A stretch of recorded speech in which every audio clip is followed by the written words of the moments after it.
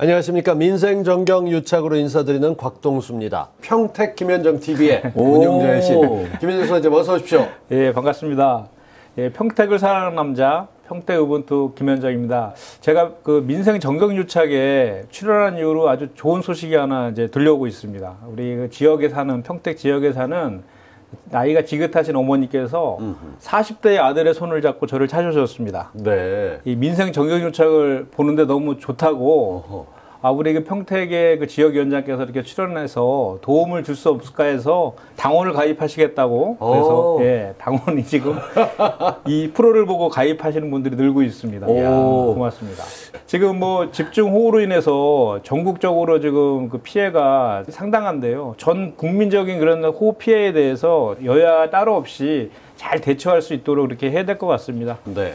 예. 다른 건 몰라도 그 태양광 쪽에 관련된 비즈니스라고 있었던 전에 386 운동권 중에 있었던 한 분의 허은혜 씨가 지난주에 구속이 됐죠. 그러다 보니까 그 김에 뭔가를 덤터기를 씌워서 부정이나 부패가 있는 것처럼 사실 박원순 시장 살아계실 때도 태양광 지원 사업 갈고 얼마나 말이 많았습니까? 이명박 정부 때 4대강이 홍수 피해를 예방하기 위해서 한다라고 했는데 대다수 국민들이 그 대우나 건설하려는 거 아니냐라는 의혹을 얘기했었잖아요. 근데 지금 사실 그 4대강이 제 역할을 하고 있는지도 오히려 그거를 점검해야 될 시기가 아닌가 그런 생각이 들어요. 그런데도 네. 어떻게든 우겨가면서 정진석 의원부터 다들 나서서 한두 마디 시켜가면서 그저 정부 공격하느라고 혈안이 돼 있다. 이 얘기는 역으로 보면은 정부가 잘하고 있으니까 이런 거라도 끄집어서 나겠다 이런 얘기가 되는 건데 여기 부추기는 게 언론 아닙니까? 그러니까 이번에 그 유니스 그 사태 표현이 그렇지만 사태로 인해서 유니스 사태입니다. 사태를 해야 됩니다. 이 그 임차인 보호에 그동안 우리나라가 얼마나 소홀했는지가 또 그 세계적인 추세라든지 사례들을 통해서도 확인되고 있어요. 그래서 오히려 더 임차인 보호를 더 강하게 해야 된다는 여론들이 더 지금 이제 앞으로 더 늘어나고 있는데 뭐 대표적인 것이 계약갱신 청구권 같은 경우는 마치 이게 새로운 것처럼 막 이야기하고 있지만 미국도 뭐 미국, 독일, 일본까지도 계약갱신 청구권을 거의 영구적으로 인정하고 있다라는 것들이 확인되고 있잖아요. 수십 년을 빌릴 수 있고 부담 없이 할 수 있고. 그리고 취득세 같은 경우에도 우리가 뭐 다주택자에 대해서 8%, 12%로 이렇게 올리는 거에 대해서 마치 무슨 대단한 세금 폭탄, 징벌적 조세 뭐 이런 식으로 얘기하고 있지만 싱가포르 같은 경우는 24%를 취득세로 받고 있더라고요. 챙기잖아요, 그 나라. 이런 것들이 비교됨으로 인해서 우리 정부에서 지금 하고 있는 것들이 옳은 방향이다. 그 전에 한번 우리가 그런 얘기 했던 것 같은데 우리나라의 비정규직이나 또 특수고용 노동자들 같은 경우에도 선진국 같은 경우 오히려 비정규직 급여를 더 주잖아요. 그렇게 사회 안전망에 관련된 것들은 그 선진국들이나 신자유주의의 신분국가라고 하는 미국조차도 사회 안전망 기본적으로 다 깔려 있는 거거든요. 그리고 이제 우리가 자꾸 부동산 얘기를 요새 핫 이슈니까 자꾸 하게 되는데 부동산의 정책과 관련된 거는 사실은 후행하잖아요. 정책의 결과들이. 그래서 사실은 박근혜 정부 때 공급을 축소한 그런 후폭풍들이 문재인 정부에서 심하게 좀 와 있는 측면도 상당히 크게 있거든요.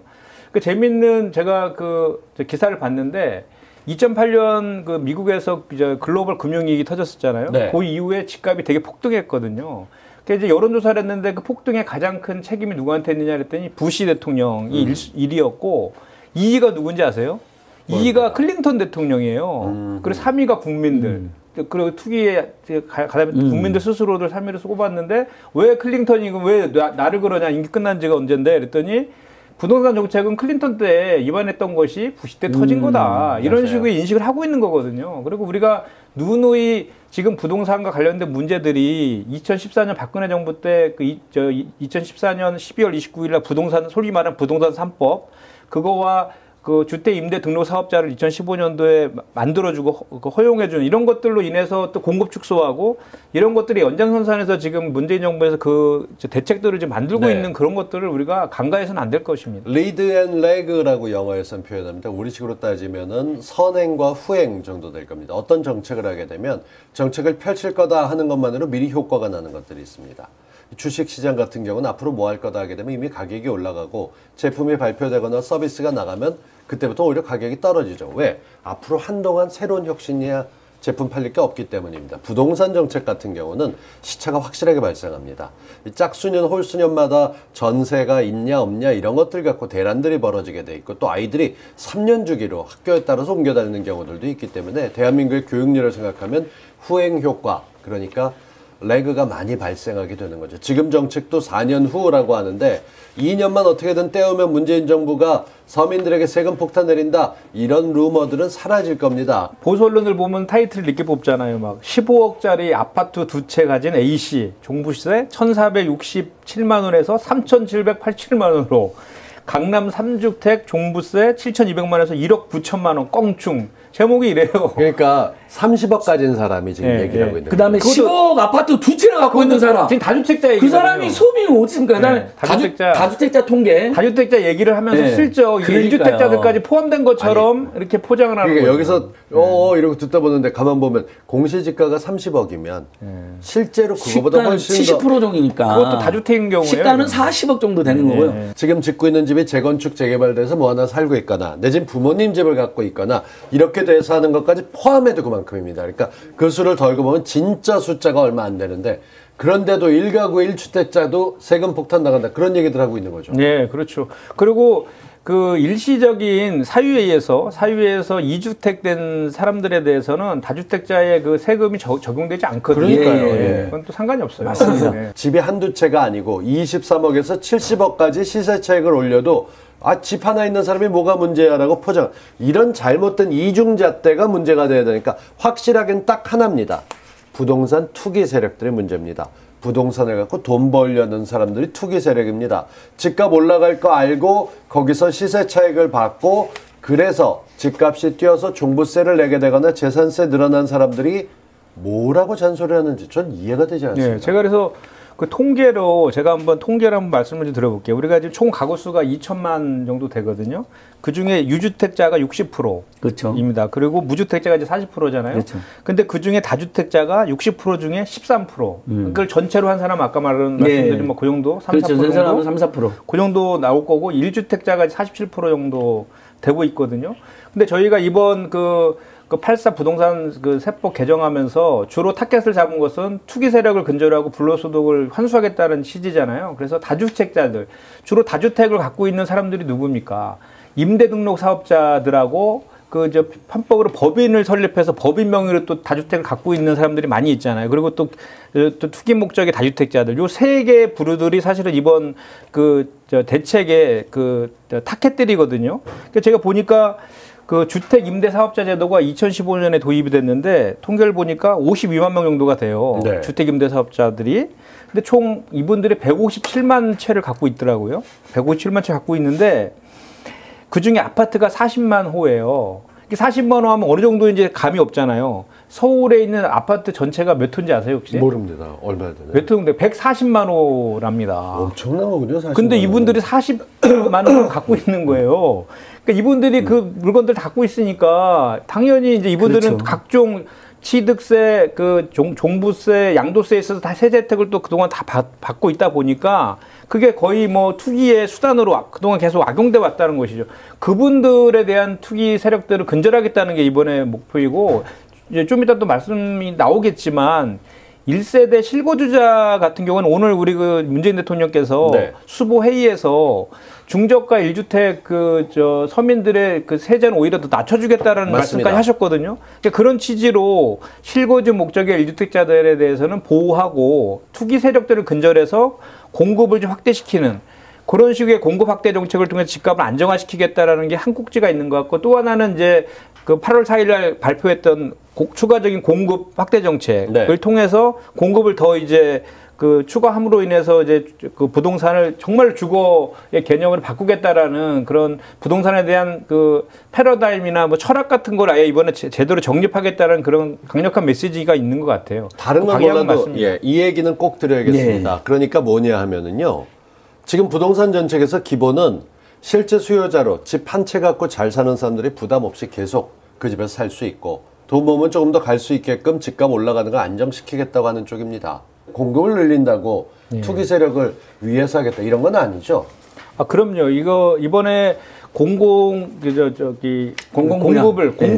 13만 늘리려고 하는 2천 것은 원. 사실은 이제 제가 통계를 찾아봤거든요. 네. 그런데 실제로 최근 3년 동안에 주택 공급량이 박근혜 정부 때보다 훨씬 많았어요. 매년. 그래서 보니까 올해 같은 경우도 5.3만 호, 공급될 예정이고 내년에는 3.6만 호로 약간 줄어드는데 2022년에는 5만 호 이렇게 되어 있거든요. 근데 아까도 제가 말씀드렸지만 공급 주택의 효과는 5에서 6년 뒤에 나타나거든요. 왜냐하면 뭐 빨리 착공해가지고 하면 최대한 빨라도 3년에서 이제 6년까지 이렇게 이후에 공급이 지어진 주택 아파트가 지어지는 거잖아요. 그래서 이제 사실은 엊그저께 그 대정부 질문에서 제가 깜짝 놀랐는데 한 분이 미통당 모 의원께서 그 김현미 국토부 장관한테 왜 2021년도는 3.6만 호로 공급이 이렇게 주냐 계속 그 얘기를 하는 거예요. 김현미 장관이 몇 번을 얘기했어요. 올해랑 그 2020년도에는 많이 나오는데 2021년도에는 이렇게 줄어드는 이유는 6년 전인 2015년도에 공급 대책을 발표한 것이 그게 작았기 때문에 물량이 작기 때문에 그런 것이라고 했는데도 앞뒤가 안 맞는 얘기하면서도 계속 똑같은 얘기만 반복하고 있는 거 보고 내가 지금 깜짝 놀랐는데 이제 좀 전에 말씀하신 것처럼 이번에 그 정부에서 그 13만 플러스 알파 서울에서 이렇게 더 추가 공급 대책을 발표한 것은 지금 향후 3년 동안, 그러니까 2022년도까지의 공급 물량도 기존에 비해서는 많이 있지만, 네. 그 공급 대책의 효과는 3년 뒤부터 나타나니까 그 이후에도 혹시라도 또 공급이 축소돼서 그 시장이 불안정해지는 그런 투기 심리 같은 거를 안정화시키기 위해서 추가적인 공급 대책을 마련했다는 것이고요. 그 중에 이제 대표적인 게 우리 그 각도노 선생님께서 지금 바로 물어보는 그 지점인 것 같은데, 이제 공공 재건축이 가장 이번에 핫한 그 그렇죠. 물량 중에 그 절반이 공공 재건축 방식으로 이제 공급하겠다는 그런 내용인데 그 내용을 살펴보면 그런 거잖아요. 기존에는 이제 그 아파트의 용적률이 250%까지가 됐었는데 그거를 500%까지 상향해주고 네. 층수도 35층에서 50층까지 고도 제한을 그 풀어주겠다. 대신에 그 늘어나는 그 호수의 50%는 공공 임대랑 공공 분양으로 이렇게 기부 체납으로 초과이익을 환수하겠다. 그래서 최대한 90% 정도까지를 환수시키겠다라는 게 정부 정책이기 때문에 사실 기존에는 그 재건축이나 재개발로 인해서 공급이 늘어나면 그 주변 시세부터 해서 집값이 계속 올랐잖아요. 근데 이번 대책 같은 경우는 그런 투기적 요소들을 잠재우기 위해서 그렇죠. 초과이익 환수라든지 그런 안전장치를 여러 개 걸어놨어요. 그래서 그전이랑은 틀린데 이제 다만 이제 이런 건 있죠. 예를 들면 요게 이제 그런 거예요. 예를 들면 기존에 그 500호였던 아파트를 그 재건축하면 예를 들어 250에서 300%로 이렇게 용적률이 상향돼 갖고 재건축했을 경우는 이제 600호가 되잖아요. 그럼 그 중에 50%는 50채만 기부 체납하고 50채와 기존의 550채는 이제 조합원 분양과 일반 분양으로 해서 그 조합원들의 수익으로 가져가는 것을 500%를 올렸으니까 이제 1000채가 1000호가 될 거 아니에요. 500호에서 1000호로 됐는데 그 중에 250호를 돌려서 임대랑 네. 그 공공 분양으로 이렇게 네. 하고 근데 이와 관련해서 250채는 또 일반 분양으로 가는 거거든요. 그럼 750채가 조합원 분양과 일반 분양이잖아요. 제가 이 말씀 왜 드리냐면 지금 또 보수 언론에서 방송에서 대치동에 있는 그 주민 대치동 음마아파트가 지금 재건축 붐이 꽤 있잖아요. 네. 오래전부터. 그 주민한테 물어보는 거죠. 인터뷰를 해요. 이렇게 기부 체납을 하고도 공공 재건축할 용의가 있으십니까? 그러니까 단박에 하는 얘기가 그 삶의 질이 떨어지고 공공 임대 아파트 그 사람들이랑 같이 어떻게 사는 식으로 또 아주 유도하는 식의 질문을 하는데 그러니까 부동산 가격을 올리지 않게끔 하고 공급을 늘리게 되면 아무래도 저렴하게 희소성 때문에 집이 적다 보면 비싼 돈을 내겠다고 사는 사람들이 생기는 겁니다. 지금 당장 벌어지고 있는 게 몇 년 후를 바라보면서 공급 정책들을 찾고 있는데 이 과정에서 정부의 방향은 명확합니다. 부동산 투기 세력이 얼쩡되지 못하게 올라가는 건 최소화하면서도 집 없는 서름을 느끼지 못하게 끌고 가겠다라고 하고 있는데 이게 부동산 용어가 어려워지다 보니까 이게 표로 보면 그나마 쉽습니다. 네, 맞습니다. 원래 한 300에서 500채 짓던 게 2배로 늘어서 1000채 되고 그중에 네. 몇 개는 조합원 나눠주고 그냥 조합원들끼리 돈 버는 거 그 수익이 없다 보면은 다 바뀌게 되고 움직이게 되는데 이 은마 아파트 같이 이렇게 돈이 많이 됐다고. 은마 아파트를 주호영님께서 갖고 있어 팔고 딴 데로 옮겨가서 하지 않았습니까? 주공? 맞아요. 그런 거 보면 개발될 때 어떻게든 빨리 잠겨있는 돈 갖고 수익 올리고 싶다라는 보수당 국회의원들은 참 많습니다. 다주택자가 됐건 뭐가 됐건 그냥 조용히 진짜 부자들 가운데서 뭐 그 정도 세금 오르는 것 같고 뭘 그래 하시는 분들이 있어요. 이분들은 여윳돈이 있거나 물려받은 재산이 있거나 이런 분들은 공통적으로 집 사고 다른 사업하는 재주 없어. 임대 주고 그나마 나왔던 거 하고 보증금 갚고 뭐 다른 거 하고 이자로도 받아먹고 사는데 얼마 안 돼도 그거보다 낫겠지 이렇게 하시는 분들이 있어요. 세금 내고 있고 그런 분들은 뭐 얼마 오르지도 않았는데 이러는 경우들이 있습니다. 처음으로 자기 집값이 상승해서 종부세를 내야 된다 이러면 답답하신 분들도 있지만 이런 분들 겁먹으실 일이 하나도 없는 게 법입니다. 지금 정부법은 확실합니다. 집 가지고 집 장사해서 투기 세력으로 돼서 수익 올리고 거기에 대해서 세금 안 내던 사람들 여러 가지로 그런 장난질을 못하게끔 실수요자를 위해서 부동산 세금이 감당이 안 된다. 그럼 팔고 내놔. 딱 그 메시지예요. 네. 근데 복잡하게 얘기해가면서 지금은 얘기를 하고 있는 뭐 세대 간의 갈등도 있고 제일 열받는 것 중에 하나가 안전장치를 다 걸어놨는데도 4년 후에 월세밖에 안 남고 전세 사라질 거다. 이런 윤희숙 씨가 이런 거짓말을 하고 있죠. 예. 아, 너무 정말 천하의 말씀 좀 사기꾼이네요. 해주시죠. 예. 먼저, 김윤석 씨. 뭐 그 얘기는 우리가 지난 시간에도 한번 잠깐 했던 것 같아요. 아니, 계속 해야 돼요. 윤희숙 씨 특집은 계속 해야 됩니다. 예. 그 일단은 그 이제 저금리 초저금리 시대로 접어들었기 때문에 기본적으로 그 전세가 월세로 전환되는 그런 추세들은 있다라는 거는 다 뭐 알고 있는 그런 이미 알고 있는 사실들이고 또 4년 뒤 한꺼번에 현재 임차인들의 임차 기간이 도래하는 것이 아니라 순차적으로 돌아오기 때문에 그 효과도 분산될 그렇죠. 뿐만 아니라 계약 만료 시점이 다 다르니까요. 그것도 플러스 2가 되니까. 예, 그 만료 시점에도 그 예를 들어 전세가 소멸되고 월세로 전환할 때도 현재 지금 기준 시가인 4%죠.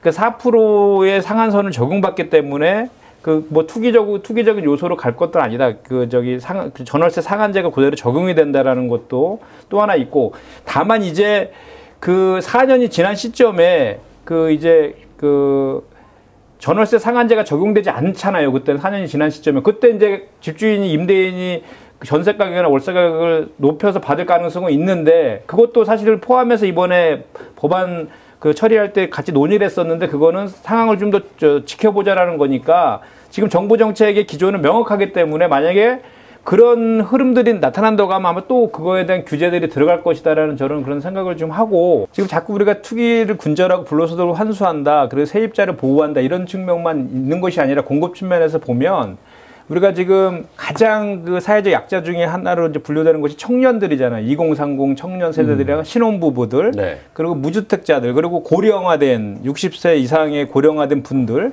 그분들의 주거 안정을 위해서도 이번에 상당히 많은 대책들이 들어가 있거든요. 그렇죠. 근데 그럼에도 불구하고 이제 그런 것들이 잘 알려지지 않았어요. 그러다 보니까 얼마 전에 주호영 원내대표가 뭐 2030에서 이생망이라고 한다. 우리는 이번 생에 집은 망했다. 예, 이생망 이런 집망. 식의 표현까지 막 나오고 제가 이제 그 언론 그 타이틀을 보니까 정책 실패에 분노한 30대 서울 집 더 샀다. 뭐 민영주택 생애 최초 도입에 4050 부글부글 왜?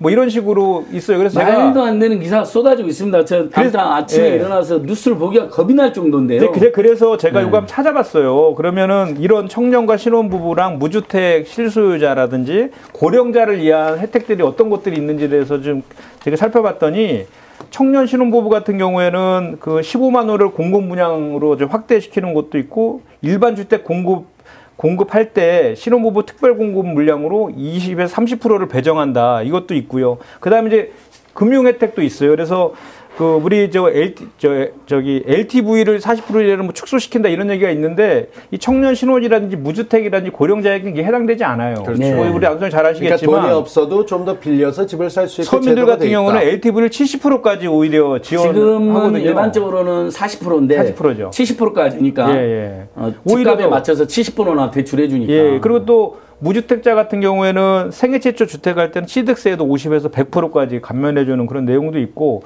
마찬가지로 규제 지역임에도 불구하고 LTV 이제 9억 이하의 주택 같은 경우는 LTV를 70%까지 이렇게 다 풀어주고 있거든요.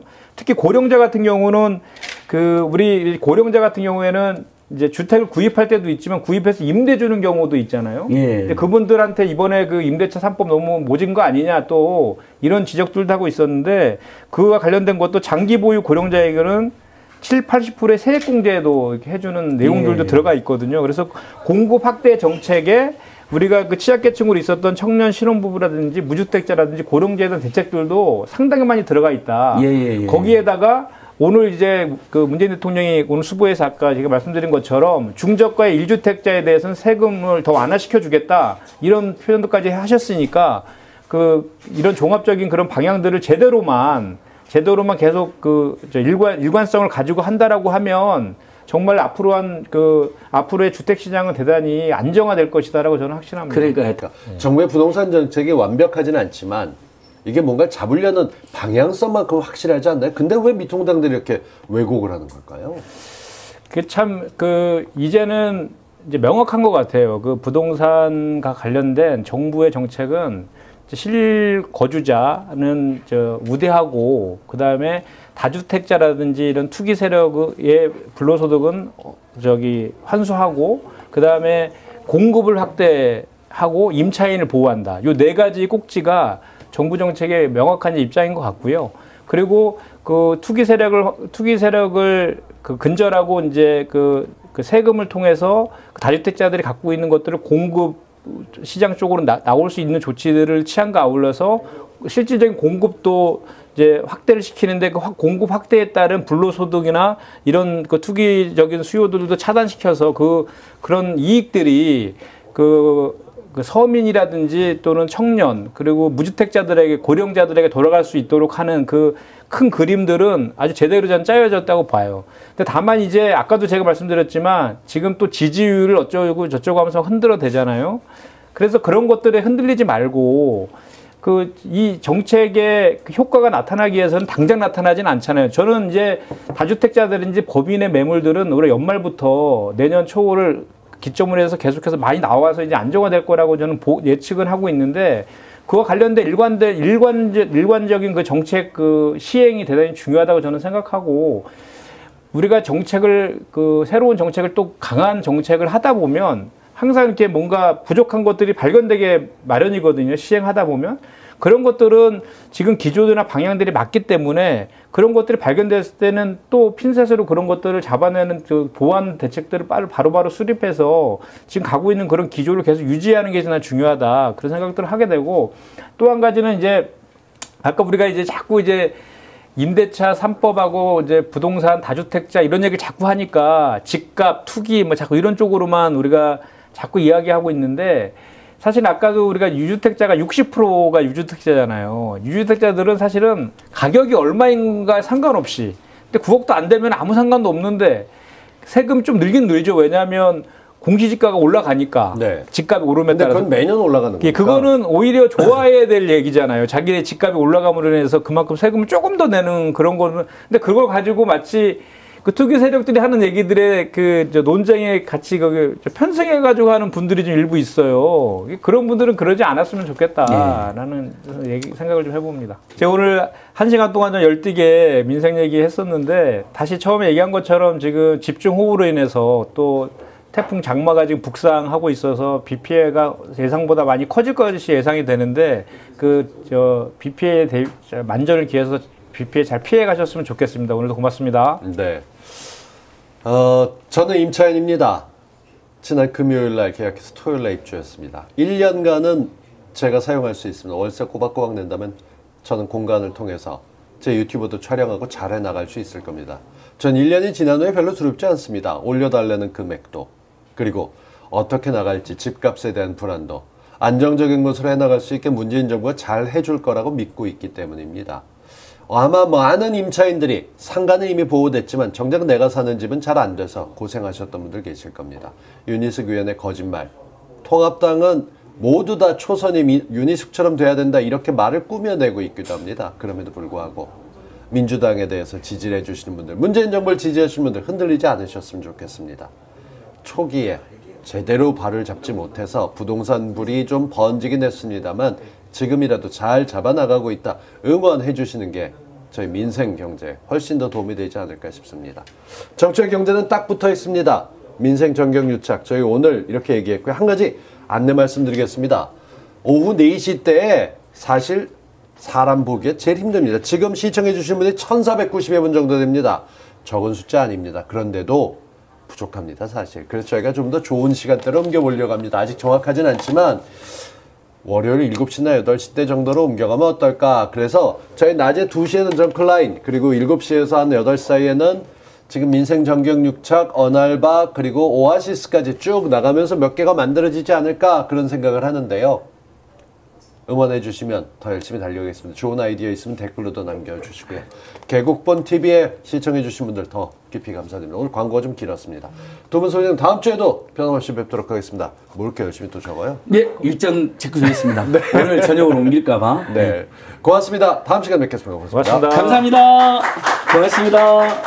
고맙습니다. 고맙습니다.